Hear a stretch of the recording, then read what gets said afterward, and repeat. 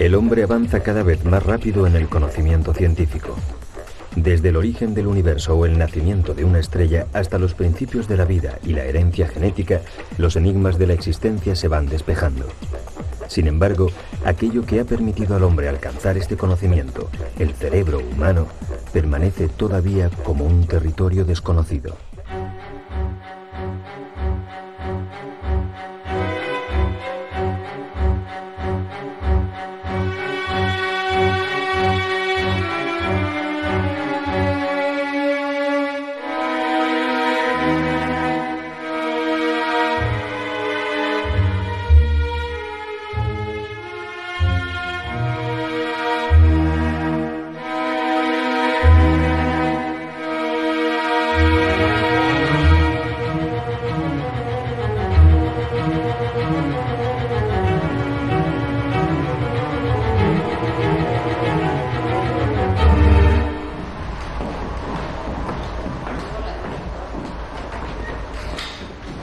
En su local de ensayo, un cuarteto de música se dispone a practicar la ejecución de varias piezas maestras. En la música está resumida la esencia de la inteligencia humana, la suma perfecta de razón y emoción. Cada miembro del grupo, inundado de un torbellino de sensaciones, usa su memoria para recordar la pieza, hojea de vez en cuando la partitura y emplea la concentración necesaria para convertir sus movimientos en una ejecución virtuosa al unísono con sus compañeros. La técnica ya es algo inconsciente mientras la atención se centra en que la interpretación sea lo más emotiva posible. Ese es el objetivo, provocar una emoción que en este caso se puede compartir de forma íntima con los oyentes y que suscita en la mente sensaciones de placer o a veces de rechazo.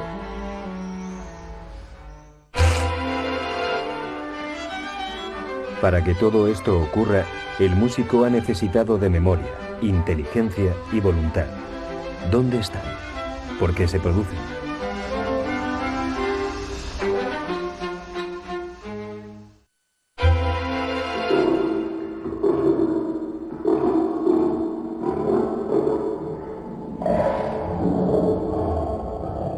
Estas capacidades provienen del cerebro, el órgano corporal donde se gestan todos nuestros pensamientos y acciones. También es el lugar de la mente, de la esencia misma de la persona, lo que piensa, lo que siente, lo que imagina, el hervidero de sensaciones y sentimientos, de imágenes e ideas propias de cada ser humano.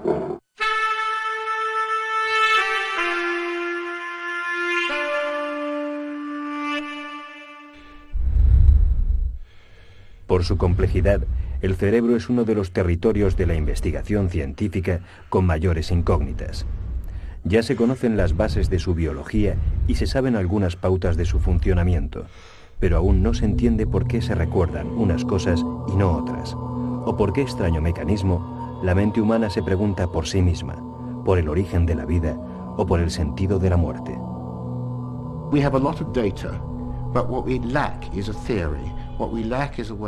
Tenemos mucha información sobre el cerebro, pero carecemos de una teoría global, de un modelo que integre nuestros diferentes niveles de conocimiento. Por ejemplo, desde mi laboratorio puedo hacer una bonita descripción de los procesos moleculares que ocurren cuando un animal está aprendiendo algo. Más tarde salgo del laboratorio, visito el Museo del Prado y cuando ya me dispongo a descansar, aparecen en mi mente los cuadros de Velázquez. ¿Sé cómo ocurre esto? ¿Sé cómo he construido esa memoria? No. Ni siquiera sé cómo integrar la objetividad científica del laboratorio con la subjetividad de la experiencia personal y única de la memoria.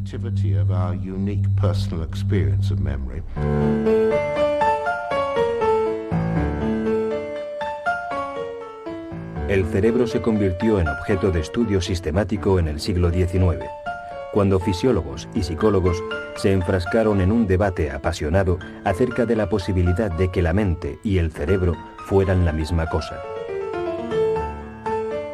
Hoy ya no hay duda alguna de que el soporte físico de la mente es el cerebro.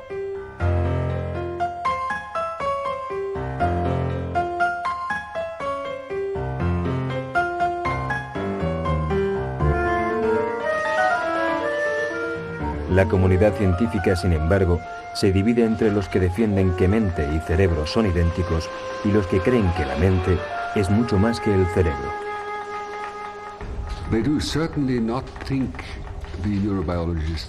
Muchos neurobiólogos no creen que el cerebro y la mente sean la misma cosa. Los metafenómenos, los fenómenos psicológicos, incluida la consciencia, son una propiedad emergente de la función neuronal del cerebro. Por tanto, son funciones del cerebro, pero no idénticas al cerebro. La misma relación existe entre los sistemas nerviosos de la conducta. La conducta obviamente surge de una interacción neuronal, pero necesita ser descrita en un sistema diferente al del proceso molecular o al de los procesos materiales o físicos del cerebro. Es decir, existe una coordinación y una relación muy cercana entre los procesos cerebrales y los metafenómenos, pero no son idénticos.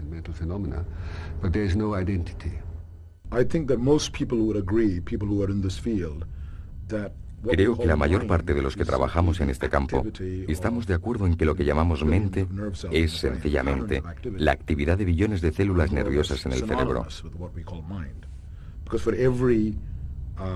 Para cada aspecto de la mente, para cada precepto, cada pensamiento, siempre existe el patrón correspondiente de actividad neuronal. Este es el axioma fundamental de nuestra investigación.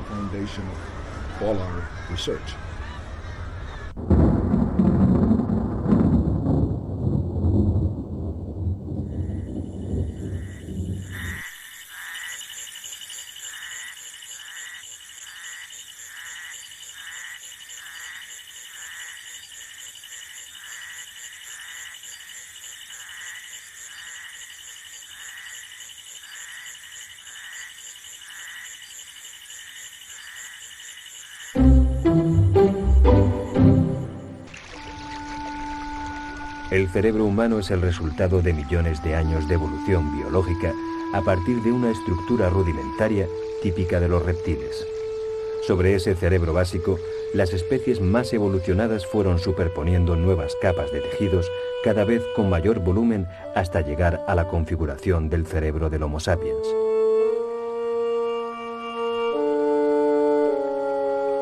Por tanto, la parte más primitiva del cerebro es el tallo encefálico o cerebro reptiliano, que se halla conectado con la parte superior de la médula espinal. Sirve para regular funciones vitales básicas como la respiración o el metabolismo, y también las reacciones y movimientos automáticos. Este cerebro no piensa ni aprende, solo responde mecánicamente a determinadas señales, como pudiera ser que ante el olor de una presa se activen los dispositivos de ataque en el animal.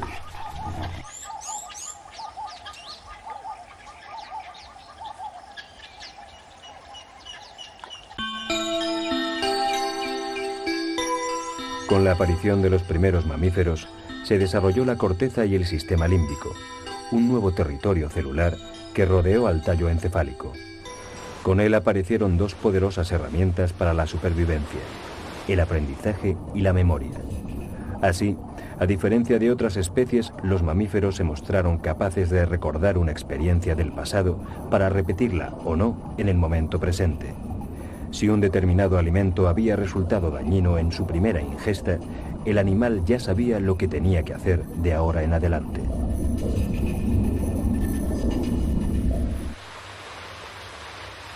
Con el sistema límbico las emociones se multiplicaron, pues esta es la sede primordial de los miedos y de los placeres. Cuando el ser humano está atrapado por el deseo o la rabia, cuando el amor le enloquece o el miedo le paraliza, está en realidad bajo la influencia de esta parte del cerebro.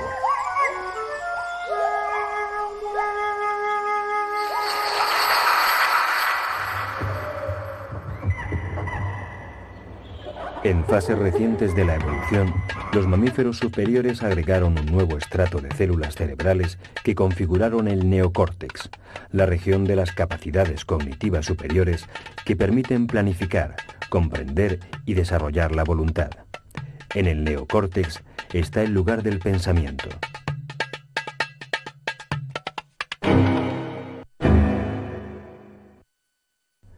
Si con la estructura límbica el amor es placer y deseo sexual, Su conexión con el neocórtex hace que, además, aparezcan sentimientos o deseos de compromiso para establecer los vínculos familiares o afectivos.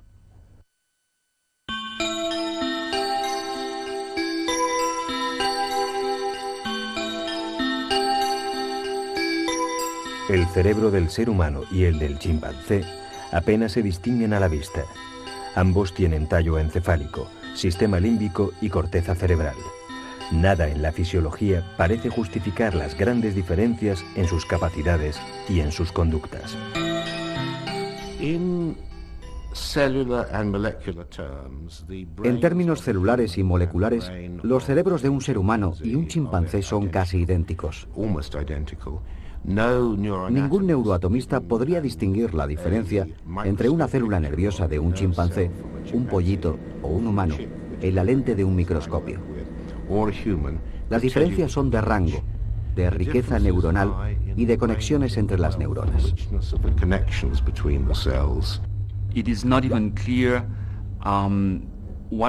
No está claro cuáles son las diferencias. Está claro que nuestra corteza está mucho más desarrollada que la de los monos. Pero es probable que la diferencia sea esencialmente cuantitativa. No es que tengamos algo diferente a los monos, sino que tenemos más de lo mismo. Más neuronas, más neocorteza, lo que nos permite hacer más cosas y cosas más complejas. La herramienta básica, las piezas básicas, son, sin embargo, las mismas.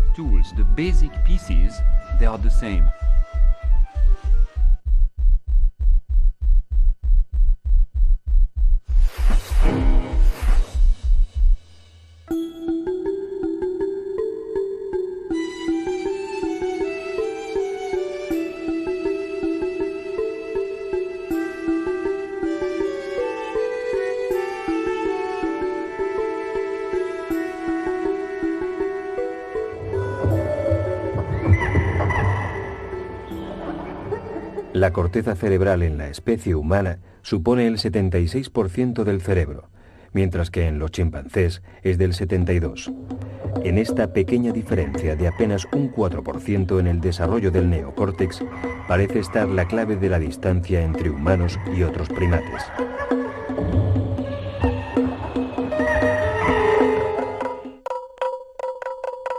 A más neocórtex, mayor es el número de células y de conexiones entre ellas, y por tanto mayor es la capacidad de observación, reflexión y aprendizaje.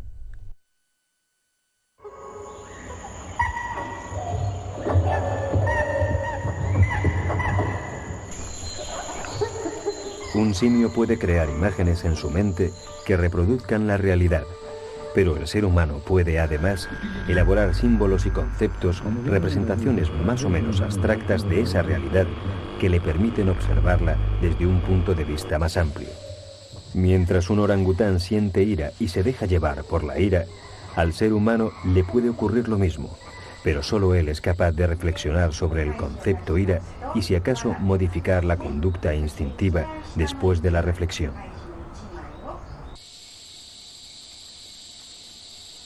La distancia entre ese simio iracundo y el ser humano que controla su ira se hace aún mayor cuando el humano puede, además, transmitir y enseñar a sus congéneres las ventajas e inconvenientes de la ira.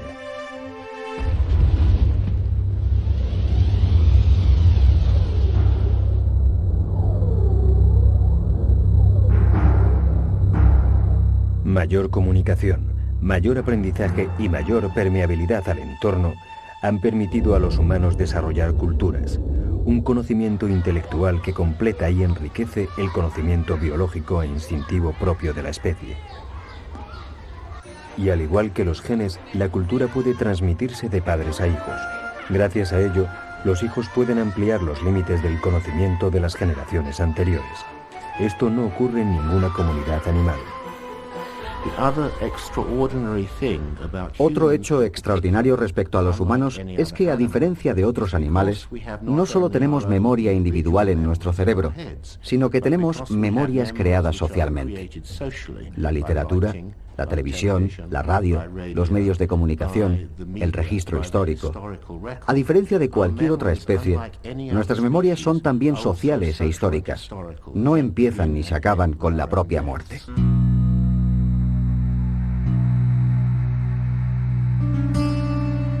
¿Cambia el cerebro a medida que se va adquiriendo el conocimiento?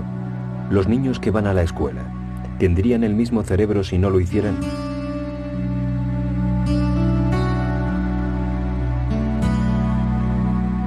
El grado de influencia que el ambiente y la cultura tienen en el cerebro humano es otro terreno para el debate científico. La polémica se plantea entre quienes defienden que somos resultado de una herencia genética y entre quienes creen que el cerebro se moldea, sobre todo, con la experiencia vivida y la información que recibe del exterior. La idea de que el cerebro es una página en blanco no es cierta. Decididamente no es cierta.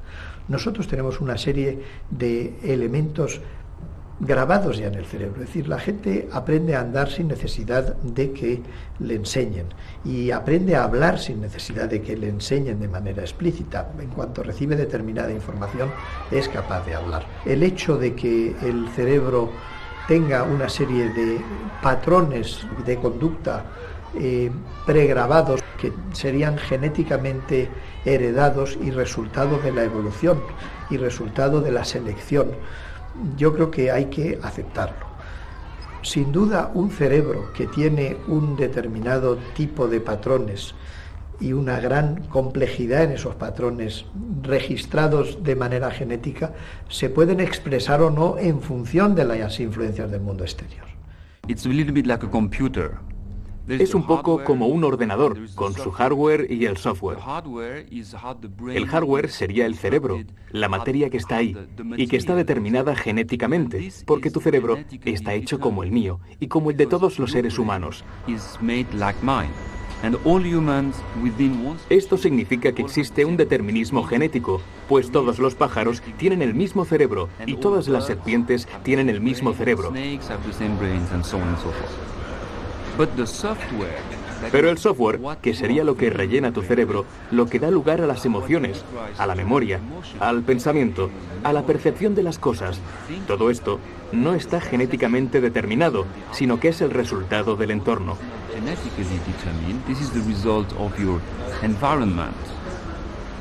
Lo que es muy interesante es que hay teorías en la neurobiología actual que unen estas dos partes y que están proponiendo que el entorno también participa en la formación del cerebro. Es decir, que el software participaría en la construcción del hardware del ordenador.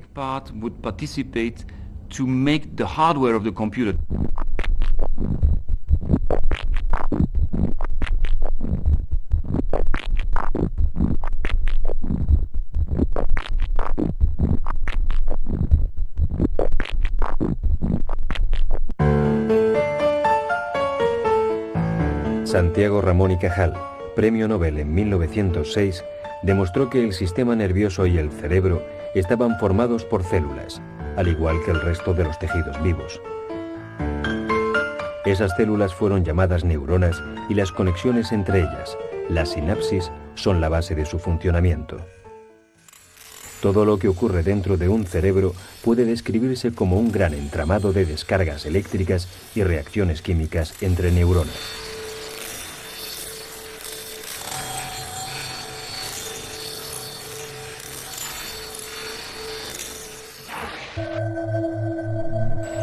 Las neuronas existen en miles de millones y están organizadas en circuitos microscópicos que, a su vez, se ordenan en sistemas sucesivos cada vez más complejos y más grandes.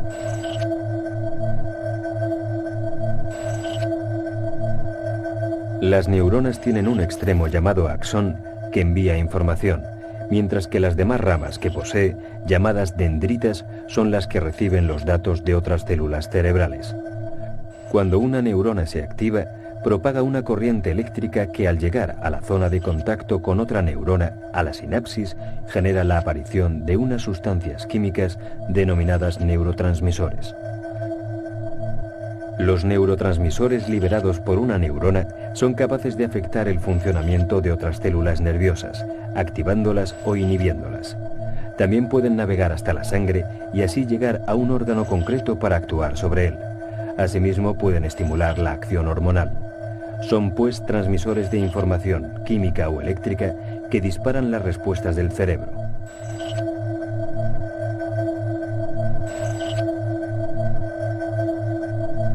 Un neurotransmisor es, por ejemplo, la serotonina, una sustancia cuya carencia está asociada a la agresividad y al comportamiento social. Cuanto menos serotonina se genere en las neuronas, más violenta será, probablemente, la conducta del individuo.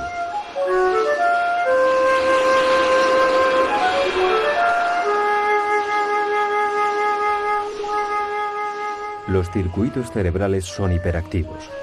Las neuronas procesan de continuo la información sensorial que sin interrupción llega al cerebro tanto desde el exterior como desde el propio cuerpo. El mundo externo se comunica con el cerebro gracias a la vista, el oído, el tacto, el olfato y el gusto, los sentidos o mecanismos sensoriales del cuerpo. No todos, sin embargo, tienen la misma importancia.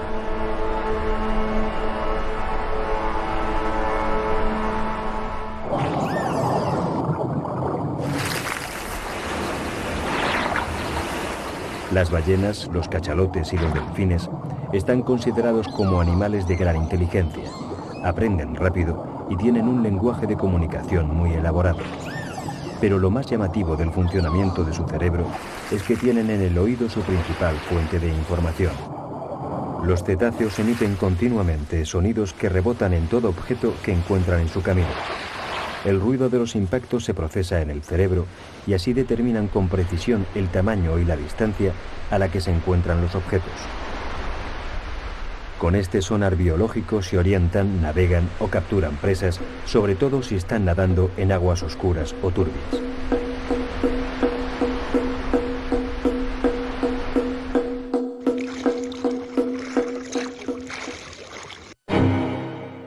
Los humanos, en cambio, percibimos la realidad a través, sobre todo, de la visión. Lo que vemos con los ojos es más convincente que lo que huelen las narices o tocan las manos. Y si hay un conflicto entre la información que envían otros sistemas sensoriales y la visión, el cerebro se fía más de lo que le dicen los ojos.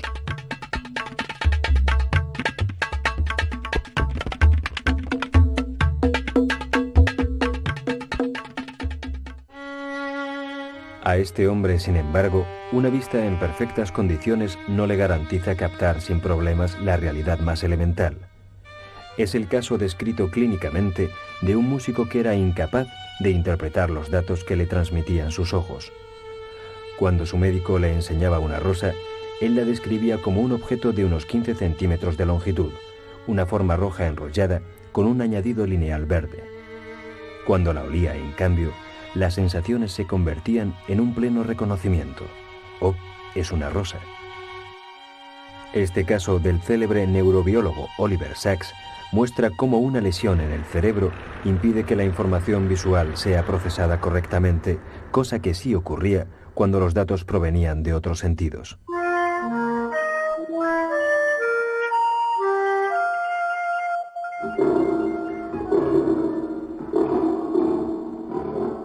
En realidad, no son los ojos los que ven, sino el cerebro. El órgano de la vista es una mera cámara que recoge información luminosa, una información hecha de masas de colores y contrastes que el cerebro transforma en objetos, personas o sensaciones. Es el cerebro el que interpreta la información dirigiendo la atención a determinados aspectos de la imagen. Una mesa, un cuchillo, un niño. Después relaciona lo que ha visto, lo interpreta, lo compara con la base de datos de su memoria y provoca una reacción. Cuidado, el niño puede coger el cuchillo y hacerse daño.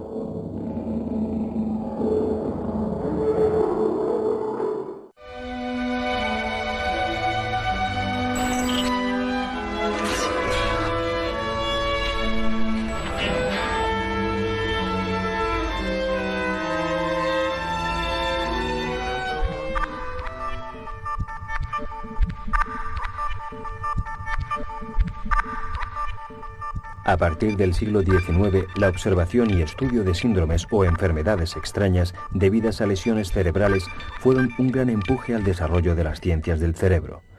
Eran momentos en que se debatía con vehemencia la ubicación de la mente, y los que defendían que ésta se encontraba en el cerebro tuvieron en los síndromes o dolencias raras una importante baza argumental.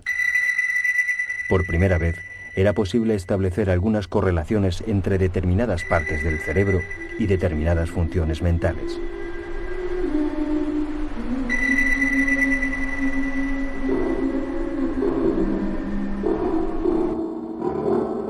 El médico francés Paul Broca fue uno de los pioneros en el descubrimiento de la localización cerebral de algunas funciones.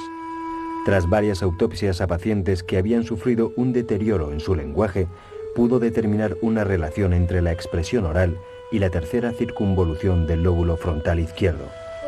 La investigación posterior ha confirmado que en esa zona se localiza la capacidad de expresión verbal.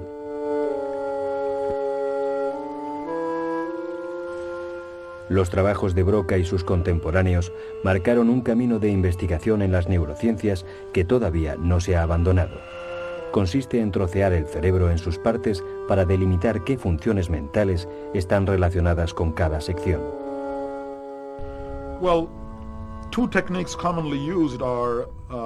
Se utilizan fundamentalmente dos técnicas.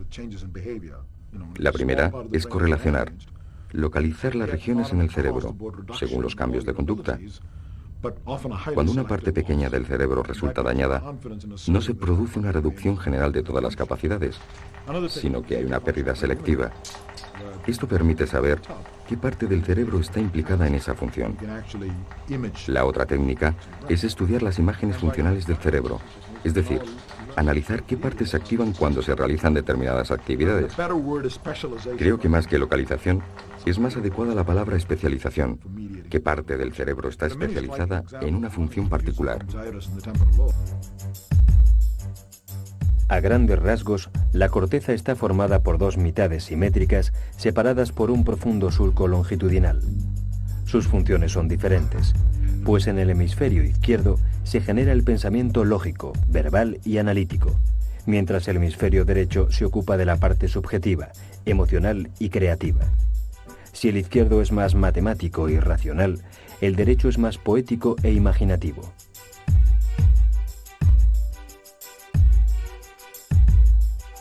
Cada uno de los hemisferios está dividido en 4 lóbulos. El frontal, relacionado con el conocimiento y la inteligencia. El parietal con el área sensorial. El occipital con el área visual. Y el temporal, que tiene que ver con el área auditiva.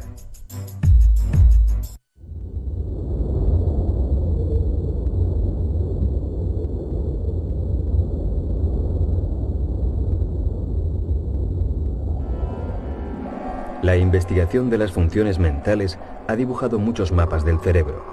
Quizá uno de los más completos es el llamado homúnculo de Penfield, desarrollado hace unos 50 años por el neurocirujano Wilder Penfield. Al realizar operaciones cerebrales con anestesia local, este médico pudo observar que la estimulación de determinadas zonas de la corteza exterior estaba asociada a la sensibilidad externa de las distintas partes del cuerpo.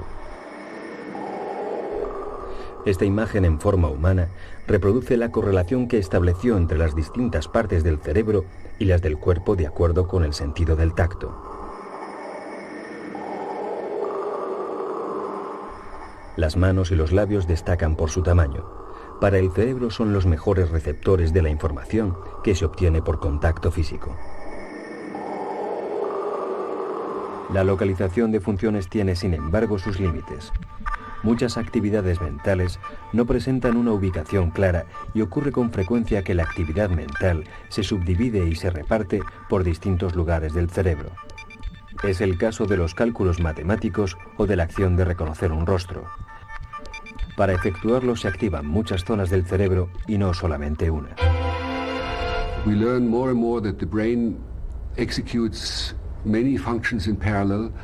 Cada vez tenemos más claro que el cerebro ejecuta muchas funciones en paralelo, funciones relacionadas entre sí, pero que ocurren en lugares diferentes. Estas funciones están ligadas de manera dinámica y no como una sucesión jerárquica. La noción clásica suponía que las señales que llegaban desde los sentidos, la vista, el oído, convergían en un lugar gracias a un proceso piramidal.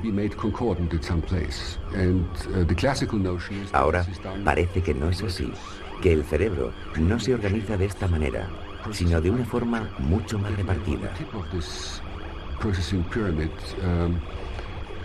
Las cosas en el cerebro no convergen en un solo lugar, sino que ocurren de forma paralela y en una estructura muy repartida.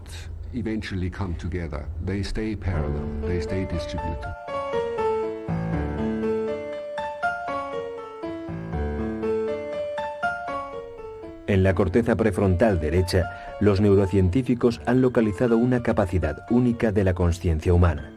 Se trata de la empatía, o la habilidad que ciertos humanos conscientes muestran cuando se ponen en el lugar del otro.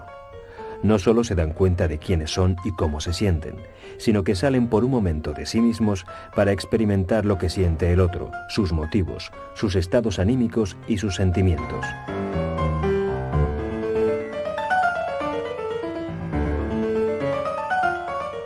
Desde el desarrollo de estas capacidades de empatía, el hombre ha podido desarrollar mayores grados de conciencia social y colectiva, según iba incorporando en ella valores culturales cada vez más amplios y más profundos. Así, solo cuando ha sido capaz de entender que el otro también siente y necesita, se han podido crear acuerdos culturales basados en conceptos tales como el respeto, la libertad o la fraternidad.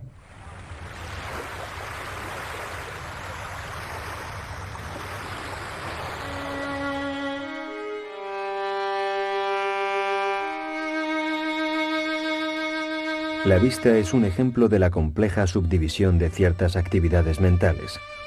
La información procedente de los ojos no tiene solo un centro de procesado, sino más de 30, cada uno de ellos especializado en una subfunción como color, profundidad, tamaño, movimiento. Por eso no es extraño que haya patologías en las que un paciente sin el órgano de la vista dañado haya perdido funciones como la capacidad de ver los colores, de percibir el movimiento, de ver imágenes nítidas o de entender el contenido de lo que se ve.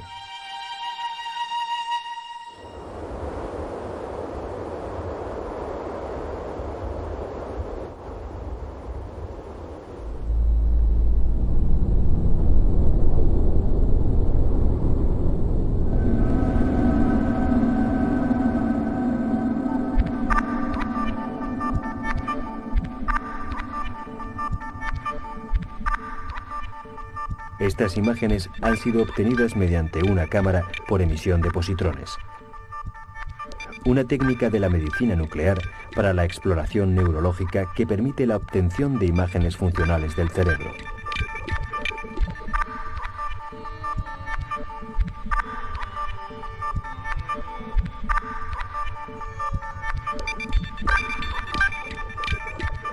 Gracias a estos desarrollos tecnológicos, ya se puede ver qué ocurre en el cerebro en actividades como recordar sucesos de la niñez, memorizar un número, realizar un sencillo cálculo mental, imaginar una escena familiar, recordar un rostro o experimentar sensaciones ante la visión de una fotografía. Jusqu'à maintenant, on ne pouvait pas examiner ces activités. Hasta ahora, solo podíamos examinar estas actividades utilizando técnicas psicológicas, técnicas de observación exteriores al sujeto. Le pedíamos que contestase más o menos rápido a una pregunta. Le pedíamos que señalase algunos objetos, etc. Pero no obteníamos más que resultados muy indirectos. Con los nuevos métodos, le pedimos que realice la tarea como la de buscar palabras, hacer un cálculo, componer unas frases o mirar objetos, las pruebas habituales de este campo. Y registramos la actividad de su cerebro mientras realiza estas tareas sin interferir en ellas. Por lo tanto, podemos, de esta forma, estudiar fenómenos como la memoria, la percepción, el razonamiento.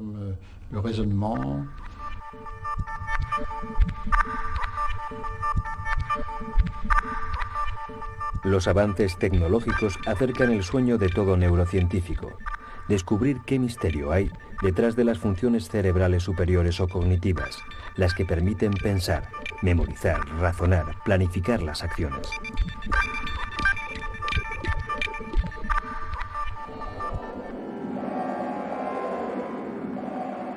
Pero las máquinas actuales están todavía lejos de ello, entre otras razones porque la velocidad a la que trabaja el cerebro es aún inalcanzable para la máquina.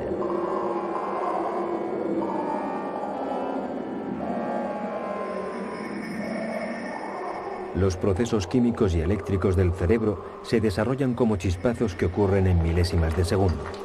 De otra manera no sería posible realizar en tiempos tan breves procesos como el de captar una señal, procesarla, asociarla con algún hecho de la memoria, añadirle algún elemento de la imaginación y finalmente generar una deducción o conclusión mental. Hemos obtenido muchos progresos con esta técnica y estos progresos van a continuar, pero faltan ciertos perfeccionamientos que eviten el riesgo de bloquear la investigación. En concreto, es necesario poder utilizar estas técnicas en directo.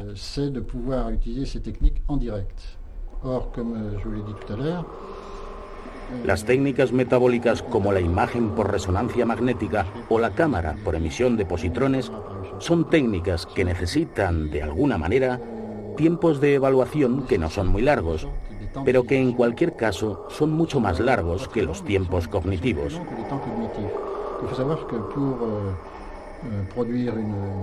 Y es que para producir una frase o un razonamiento, el cerebro actúa muy rápido, necesita tan solo unos segundos, y las técnicas que se utilizan para crear el mapa del cerebro en este momento son técnicas que necesitan tiempos de adquisición muy superiores. Tardan alrededor de un minuto.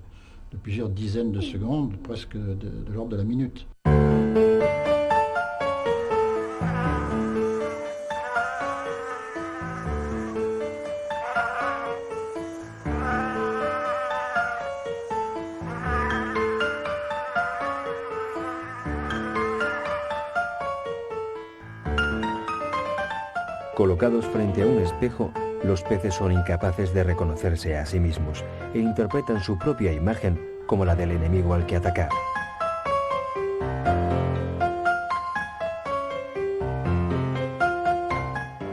Como la mayoría de las especies, no se dan cuenta de su existencia como peces. No tienen ninguna conciencia de sí mismos.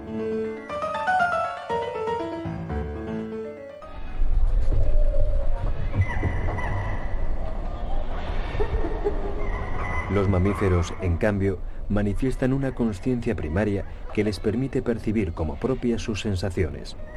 Pueden sentir la lluvia que cae, el ruido que hace, la humedad en su piel o el olor a tierra mojada.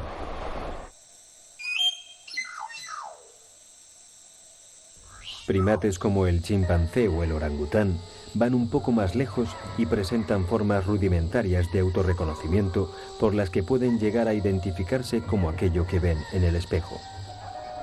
Sus sentimientos también son más complicados que las meras sensaciones. Los simios sienten la muerte o desaparición de la madre y pueden acusar traumas en el desarrollo de sus capacidades intelectuales por la orfandad o la visión de la caza a muerte de algún miembro de la familia.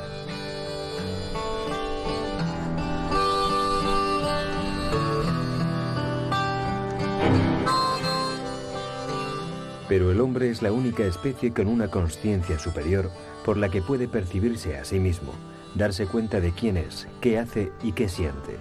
Es decir, solo el hombre puede observarse a sí mismo y observar y teorizar sobre su propia mente.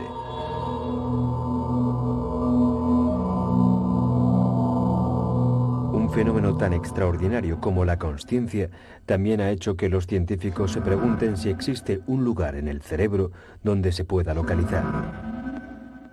The contents of consciousness are the most distributed ones of all. Yo creo que los contenidos de la consciencia son los más repartidos de todos, pues son polisensoriales y holísticos. Engloban todo lo que se eleva a la consciencia y que al mismo tiempo está siempre disponible.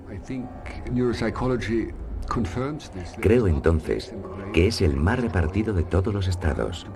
Y la neuropsicología confirma que no hay lugar en el cerebro que se pueda destruir para deshacerse de la consciencia, a menos que se destruya el interruptor de energía o que se destruyan los sistemas que el cerebro necesita para trabajar. En tales situaciones en las que no hay consciencia, se está en coma o dormido sin soñar. Para dar con la clave de la consciencia, no se debería buscar un lugar, sino un código que relacione todas estas actividades repartidas por el cerebro.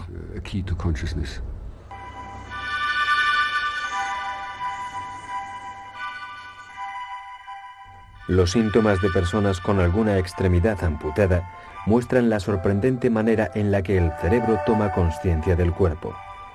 Estas personas se quejan de dolor en esa extremidad inexistente, también llamada miembro fantasma.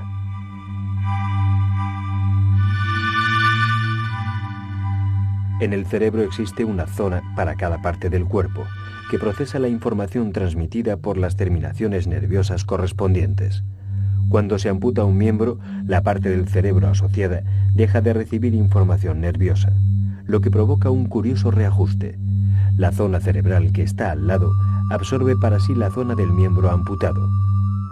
Si esta nueva zona correspondiera, por ejemplo, a las mejillas, cada vez que la persona sonriera, se estimularían las neuronas del miembro amputado, provocando que el paciente lo perciba como si de verdad existiera. El problema es que muchas veces lo siente como un miembro paralizado, que le duele mucho al tratar de moverlo.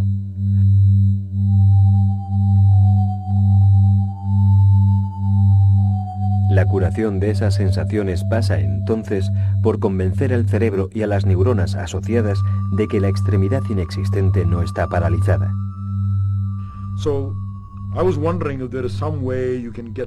Me preguntaba si existiría alguna forma de hacer que movieran su miembro fantasma. Pues quizá así, en algunos casos, se podría aliviar su dolor.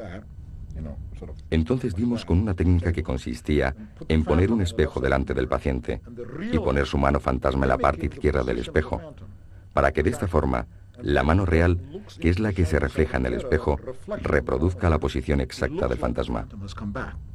Cuando la persona mira en el espejo, cree que el reflejo de la mano normal es el del fantasma.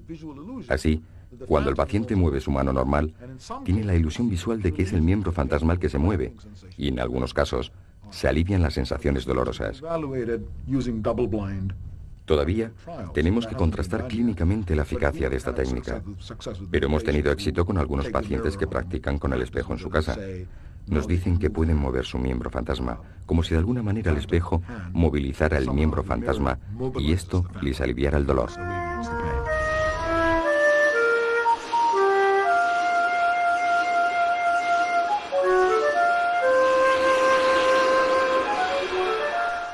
El extraño y complejo funcionamiento del cerebro es un reto aún mayor para una mente científica cuando se adentra en el oscuro campo de las enfermedades mentales, una zona en la que las pautas que se conocen dejan de funcionar.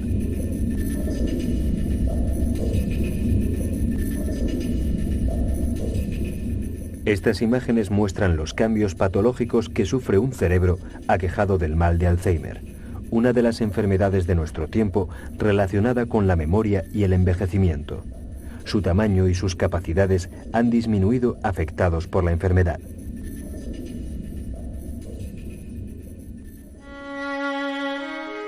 Como casi toda enfermedad mental, sus efectos más graves se expresan en una alteración de la consciencia, pues para quienes la padecen, los recuerdos se van desvaneciendo poco a poco, y con ellos la personalidad, la identidad y la percepción de uno mismo. Sumergido en un agujero negro mental, el enfermo no se da cuenta ni siquiera de que participa en la vida. La vida es poco más que un acto vegetativo.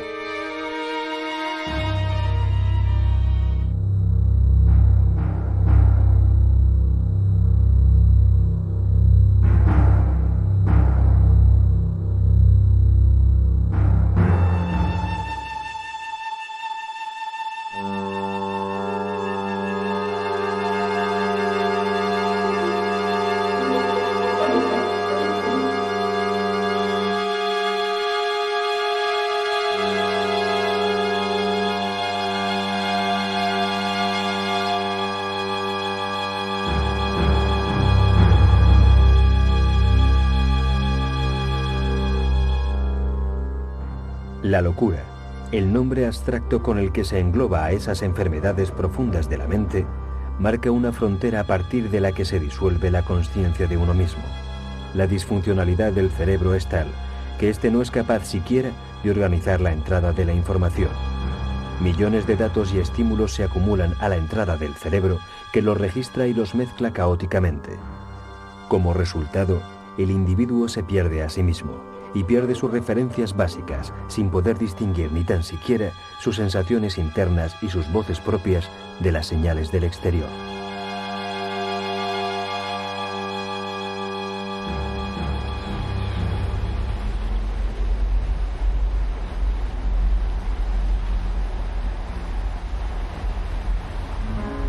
La investigación neurológica aspira a conocer y a dominar el cerebro como cualquier otro órgano humano. Solo desde ese conocimiento es posible el gran sueño de la consciencia, el control de nuestra mente. ¿Llegará el hombre a un nuevo estadio cerebral?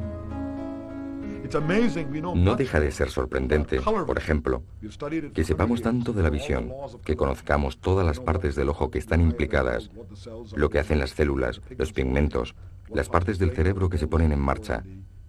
Sabemos mucho de esto, pero si se nos pregunta ¿qué es el amor? ¿Qué son los celos? ¿Qué es la ambición? No tenemos ni idea. No tenemos más ideas que las que pueda tener cualquier persona de la calle. Sin embargo, todo eso ocurre aquí, en el cerebro, lo que potenciará sin duda un nuevo conocimiento neuroquímico, ya que la química puede influir profundamente en los estados de humor y en las emociones.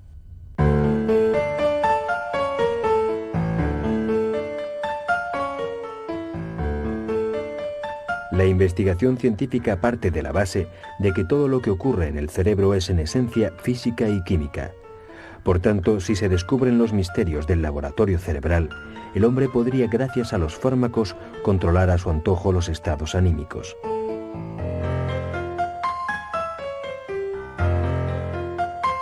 En el presente ya se experimenta un adelanto de ese hipotético bienestar químico con ciertos medicamentos como los últimos antidepresivos, que se han convertido en un fenómeno sociológico. Sin embargo, para psiquiatras y psicólogos no siempre el motivo de la infelicidad humana es biológico, genético o derivado de la química cerebral. El pasado, el entorno o el tipo de personalidad pueden estar en el origen de una depresión crónica, por lo que la medicación se presenta solo como un paliativo de los síntomas y no como la solución a los problemas. Por otro lado, si de forma continua y estable se llegara a poder provocar el placer y eliminar el dolor, cabe preguntarse dónde se situaría la frontera entre el bienestar deseable y el entumecimiento de los estados de ánimo. A esta cuestión, como a tantas otras relacionadas con los mecanismos de la mente, los científicos del cerebro solo pueden ofrecer, de momento, respuestas parciales, según su ámbito sea biológico, químico o psicológico. El cerebro es el mayor reto que tiene ante sí la ciencia, pues sabemos muy poco del órgano rector del ser humano, es decir, de nosotros mismos.